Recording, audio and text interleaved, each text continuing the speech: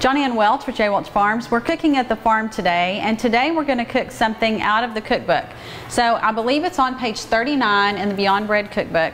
This is the rosemary pot roast turkey, and we're going to add butternut squash and potatoes to the mix. So we'll get started. When you go to the store, this is what you're looking for. This is just a turkey breast. The thing I like about this is if you are a small family and you don't need a whole turkey, this is a great dish for Thanksgiving.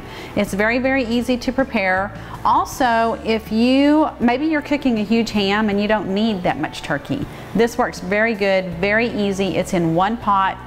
Super easy to make. So again, this is what you're looking for. We're going to get this thing opened up and get the bird in the pan. We've got the turkey out of the bag.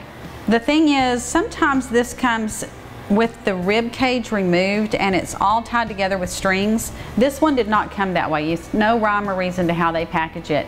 It really doesn't matter, but if it comes with tied up with the strings on it, don't remove the strings. That's going to hold your breast together while it cooks.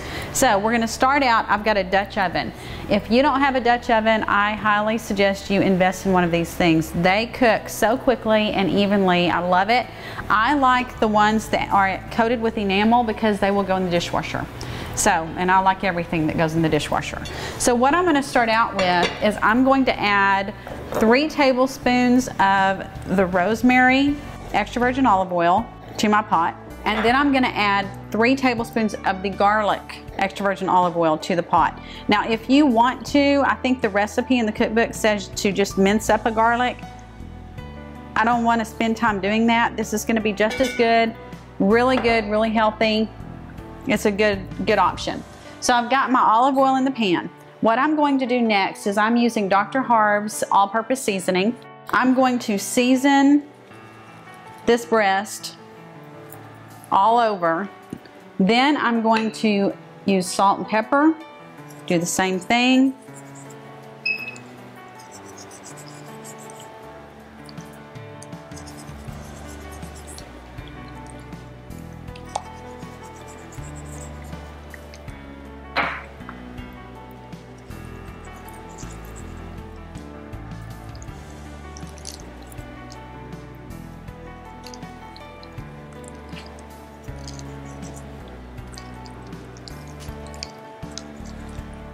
Okay, I'm going to put the bird in the pot.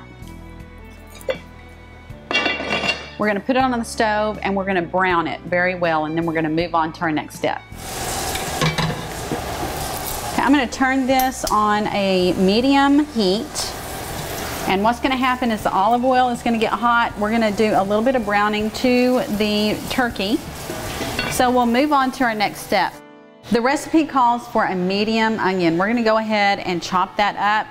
I'm going to use 1 bunch of green onions simply because I want the color in there. So, you know, you can improvise these recipes however you want. I just think that it gives the food a little bit more color, a little bit prettier whenever you serve it. So we're getting these cut up. Our turkey is back there browning.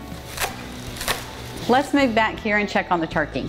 I'm going to turn this down a little bit. All I really want to do is get just a little bit of brown on the skin. So we're going to put him back in there and let him cook just a few minutes longer.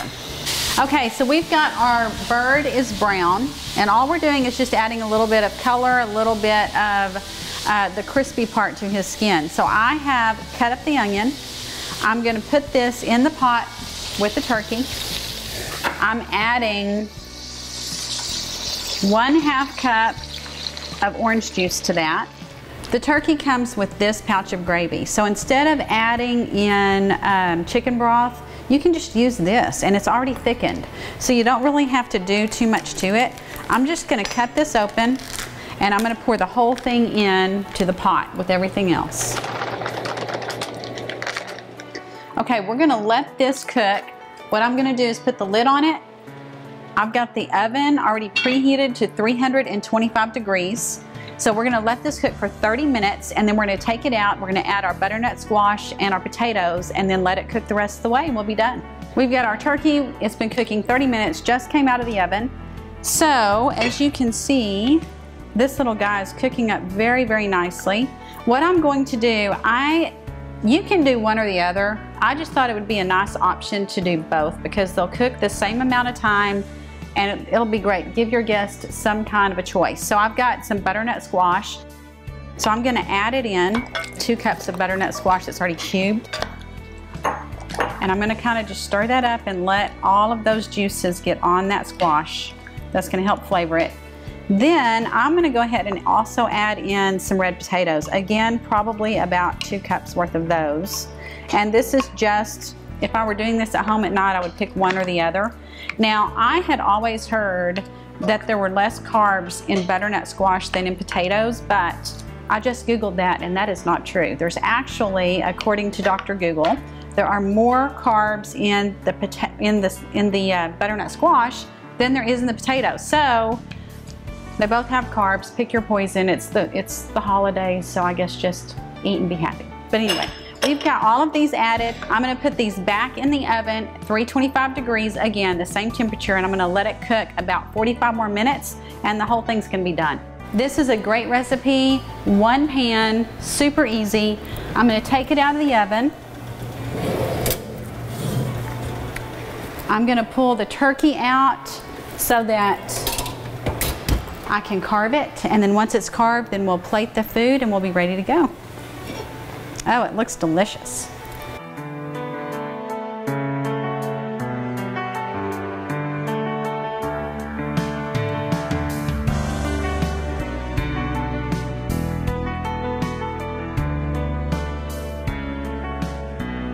I have got the turkey and I have got our vegetables on this platter. So what you're left with, remember when we put the gravy packet that came in the turkey inside the pot? The recipe in the book says to add chicken broth, and then you have to, at the end, add your flour and your water to it to thicken it up. When you add that gravy packet, it's already gravy. So all I have to do is pour this into my gravy boat, and you're done.